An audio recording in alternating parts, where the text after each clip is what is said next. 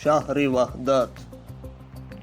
шаҳри Ваҳдат яке аз шаҳрҳои шинохтаи ҷумҳурии Тоҷикистон буда, дар ноҳияҳои тобеи марказ ҷой дорад.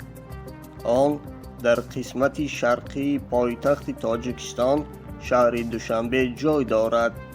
Ваҳдат макони таърихӣ ва сайёҳӣ ба ҳисоб меравад. То давраи исломӣ Ваҳдат ва ё ин макон бо номи Андигон машҳур будааст. Андигон дар миёни Шумон ва Вашгир ҷой дошт. Деҳаи Андигони имрӯзӣ маркази Андигони қадимӣ аст.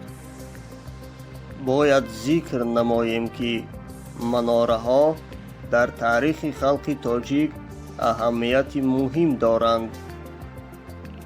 Яке аз ёдгориҳои ин шаҳр дар деҳаи Баҳористон мақбараи халифа Нурмуҳаммад мебошад.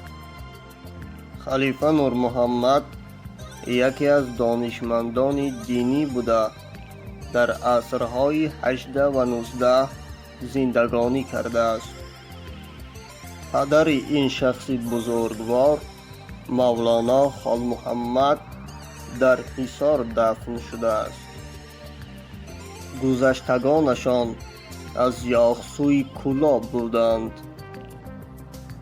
халифа Нурмуҳаммад дониши худро дар Бухорои Шариф сайқал додааст.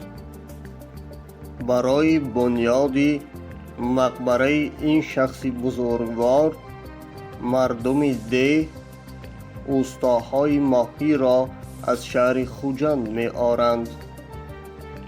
Мақбараи халифа Нурмуҳаммад таи 200 сол таърих дорад. Дар ҳамин деҳа, яъне дар деҳаи Баҳористон, ёдгории дигаре ҳам ҳаст, яъне масҷиди қадимае ҳам ҳаст, ки аз рӯи тарҳи сохтаи он ба асрҳои миёна рост меояд.